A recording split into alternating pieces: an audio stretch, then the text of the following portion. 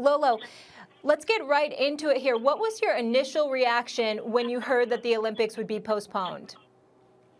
Well, today or yesterday, because we've heard it, we heard it unofficially yesterday, and we kind of knew it was kind of coming down the pipes, but we wanted that official statement because we've just been in a pressure cooker here. We've been trying to do our due diligence as citizens and self-quarantine, but then we've had this whole Olympic kind of moment waiting, and they're saying, stay ready, stay ready, stay ready. So we've been going out, still trying to find places to train, and it's just been a pressure cooker because we should be inside of our houses trying to be safe and, not get the coronavirus.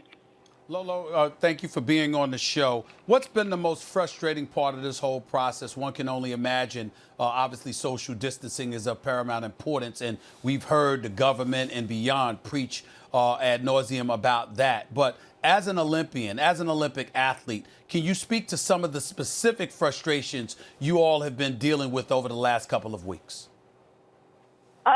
I just think that there was just a lack of leadership, no clarity at all. So when this happened, you saw at first the NBA shut down. They shut their athletes down and didn't want to risk their health and the health of the global community. Well, Olympians were left in limbo for a very long time. And it became impossible. They started shutting down public places, so we had nowhere to train, yet we were still trying to find places to train.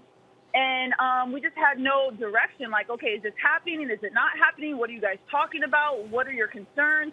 We were getting no information. So we were trying our best to continue to train in an environment that just became impossible.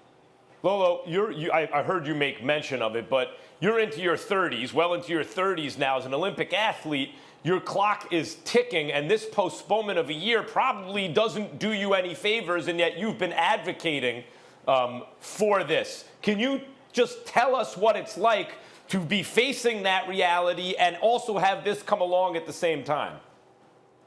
Absolutely. I have a lot on the line. Not only was this my last push for Summer Olympics, I honestly don't know if my body has another year. Another thing you think about, I was going to maybe go back into bobsled because I know my body can handle that over like hurdles. But here's the situation. It was becoming dangerous and unsafe. Like, to go outside and continue to train in groups, there's no Olympian that trains by themselves. You have wrestlers that need sparring partners. You have gymnasts that need spotters. Even runners need to go out of blocks next to each other to be in Olympic-ready shape. And it just wasn't worth it. Why? Because we're dealing with a global pandemic. And for me to push for this, even though it goes directly against my chances, to have success next year, there's just bigger things to think about. Other things were happening is they stopped drug testing. How can you have a fair Olympic Games if you're not even drug testing the athletes the crucial months before the Olympic Games? There were so many reasons this Olympic Games needed to be postponed weeks ago, but they kept putting the athletes on ice. They kept putting a pressure cooker for us, where it was not only affecting our physical health. Athletes started to get the coronavirus. You saw an Olympic champion, Olympic swimmer, got the virus because I don't know.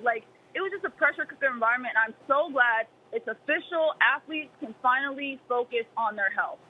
Lolo, obviously you were willing to speak up about this issue, and major props to you for that. Carly was willing to speak up as well, but we haven't heard from a plethora of Olympic athletes out there willing to speak up and speak out, literally imploring the IOC to cancel the games or at least suspend or postpone the games. Could you explain to our audience why you believe that is the case, that you've heard so limited of voices out there from Olympians speaking out about this issue? I'm just baffled. I couldn't understand it. And then I really just had to, I had plenty of time to think about it once you started going on self-quarantine. But I think it's because athletes just started to kick into their focus drive. They're trained to not deal with distractions, and that's how the best athletes make Olympic teams. That's how they push through, is by removing the distractions. So I think a lot of athletes just put their head down and was like, I'm just going to tell myself the Olympics is going to happen regardless. even if it means risking my health and safety, even if it means other athletes can't train and I have a competitive advantage and they're not being drug tested. I think athletes are just putting their head down and just trying to focus as best as they could. Thanks for watching ESPN on YouTube. For live streaming sports and premium content, subscribe to ESPN+.